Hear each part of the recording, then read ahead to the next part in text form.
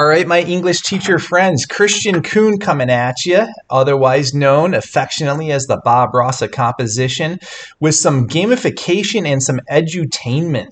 So today's video, I'm going to highlight a game that I play with my students called Spingo. It's a variation of bingo. And what we'll do is take a look at rule number 18, which comes from Strunk White and their seminal text called Write It Right. If you want access to that document, just go into a Google or a Yahoo search and type in Write It Right by Strunk White, free PDF, and you can download it. So it's a text that I keep in Google Classroom from day one of the academic year. And they're a little slight on models and exemplars in there. Usually they give like one model, one exemplar to explain a concept. And what I've done over the course of my career is gamified a lot of their teachings, and that's what I'm going to do in this video. So to just break down what rule number 18 is, it is this in a nutshell. Strunk White make the assertion that there's 12 different ways to cobble together a single sentence. And if you backtrack in my YouTube channel, you'll see that I have a lesson where I teach these 12 sentence constructs. So you probably want to start there before you play this game. And in that video, I'm directly teaching your students each of the 12 sentence constructs. I lead the lesson. I facilitate the lesson. So for teachers, you got a ready-made lesson plan. You can just pop that video on, and I'll guide your students through how to construct each of the 12 sentence constructs, and I'll teach them the parts of speech. And I have like endless mentor sentences to teach each of the sentence constructs. One of the things I always say is this, all right, it's kind of my adage, it's my handle. You got to Bob Ross your instruction. In order to play these games and in order to get your students to wield these sentence constructs, you're going to have to Bob Ross your instruction. And what I mean by that is position yourself as the expert writer in the classroom and model how to do this, because ultimately, I teach sentence constructs, the 12 sentence constructs, for a variety of reasons. One, I'm an AP literature and AP language teacher, and I have been for 21 plus years. And lately, one of the buzzwords from the College Board is the sophistication point, the elusive sophistication point that 1 out of 803 students earns. And I'm convinced beyond a shadow of a doubt that if students can't wield and manipulate their syntax for the purposes of achieving voice, rhythm, and flow, they preclude themselves from getting the sophistication point. So struggling and emerging writers typically over-rely, and we'll see this in the other video where I teach the sentence constructs, is struggling and emerging writers typically use independent clauses and short, simple declarative sentences so that the rhythm's very droning when we read their writing. It has a da-dot, da-dot, da-dot, da-dot, da-dot, da-dot kind of rhythm. And we want more musicality when students write, more rhythm, more flow, more nuance. And once they learn and master these 12 sentence constructs, they know the purpose of a sentence, and they can write with greater pizzazz and effect. So the game itself is coming from a website called powerpointgames.uk. This gentleman has a slew of really amazing PowerPoints. Like he's amazing at his graphic design.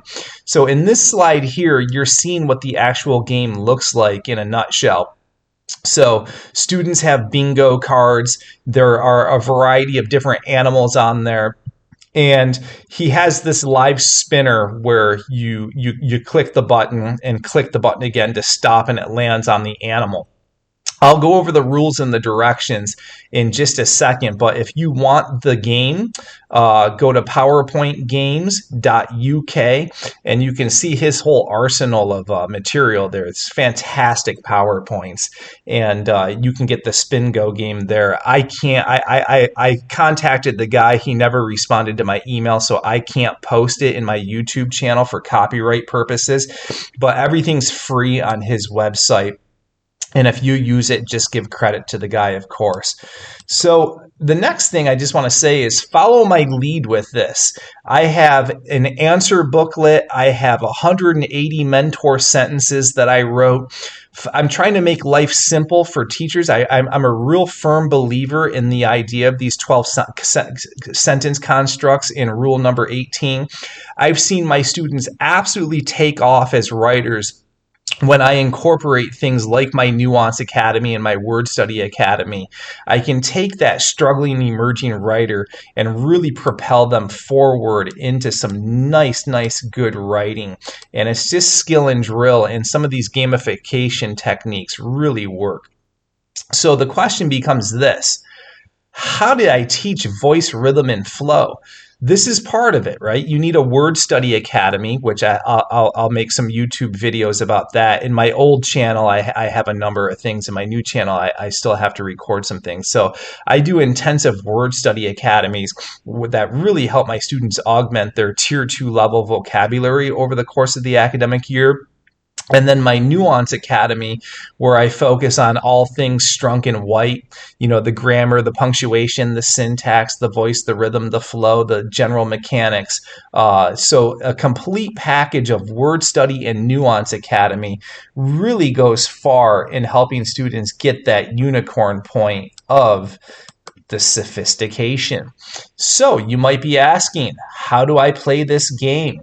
Well, the directions are pretty simple, but of course you can tweak them for your purposes, your classroom purposes, all you want, but this is how I do it.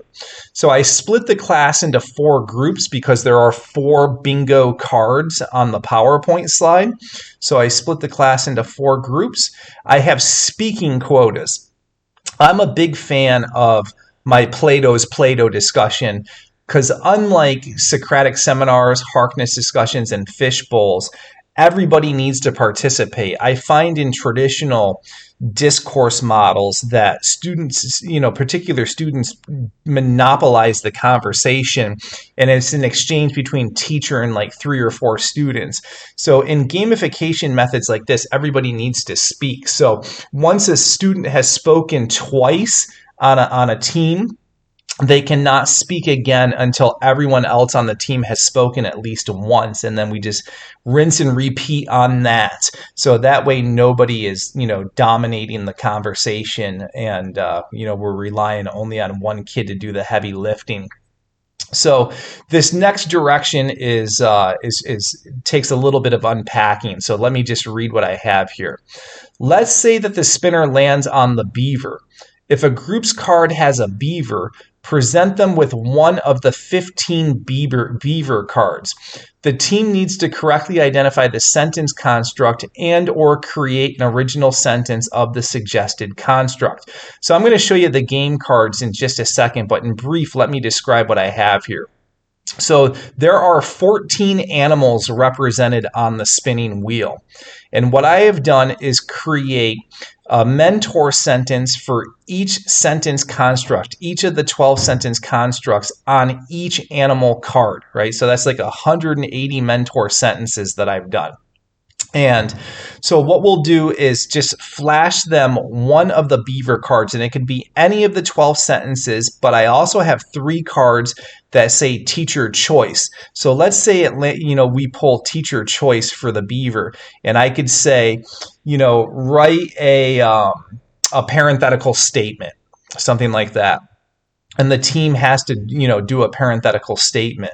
Or I say, write a prepositional phrase. So whatever I want them to focus on in that particular moment in time, I'll have that be the teacher choice. But I could show them the card that is the demonstrative phrase card. they would need to identify that it's a demonstrative phrase. So ultimately, I want them to understand all 12 sentence constructs, be able to identify them, know the proper parts of speech, and rock and roll that way.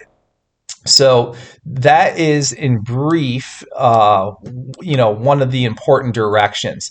So as I said, each animal has 15 cards. The best thing to do is print each animal's card and write answers from the booklet on back of each card. So especially if you want this to be fast and you're not second guessing yourself and are unsure of some of the answers, I have an answer booklet. So the first team to complete the card wins, just like bingo. So I just alluded to this. There is an answer booklet, and in the YouTube channel, you can download the link to that. So I identify each of the sentence constructs for each animal card. Again, just so that you're not second guessing and have to do a lot of the heavy lifting, because it is 180 sentences and that's just tedious. So I did the work for you and made life relatively easy, I hope, in doing that. So let's take a look at some of the animal cards. So let's say the spinner lands on the whale. And here's one of the mentor sentences. I enjoy sitting by the campfire and playing harmonica. So the students would need to identify that sentence construct. And if they get it right, they can put their bingo chip down on the whale. So I'll just give you a couple of examples here. Even when I'm sick, I like to eat popsicles. Wearing a black raincoat, he stepped out into the rain. I have forgotten every single one of my lines to the monologue. So just simple sentence constructs like this. Write a sentence containing a prepositional phrase. These apples are mine, so the demonstrative. Ice cream, which most people love, is not very healthy. Weather permitting, we might be able to get 18 holes of golf in today. So again, you can bend the rules and do it however you want, but this is how I typically do it. Obviously, all the cards will not be played in the game. It's kind of like Trivial Pursuit. You're not going to answer every single one, but this is something you can play multiple times.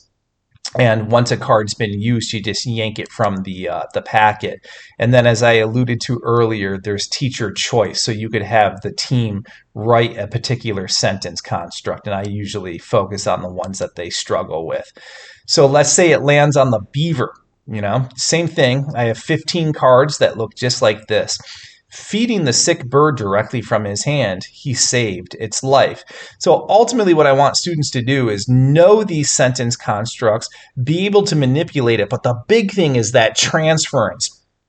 Get them to transfer it over to their writing so that they make choices, syntactical choices with their sentence constructs so that they can achieve that elusive voice rhythm and flow. So here's another beaver card just to give you an example. Reading books quietly is a favorite pastime of mine.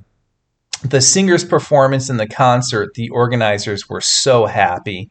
So the students learn how to do those inverted sentences. And then, as I said earlier, there's 3 teacher choice cards. So you just pull from the deck when the spinner lands on that particular animal and rock and roll that way. It's pretty simple and straightforward.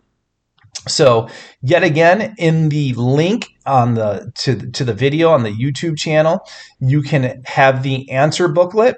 You can have access to the 180 mentor sentences. They're all on flashcards, like what you just saw, the beaver and the whale. So each sentence has a card.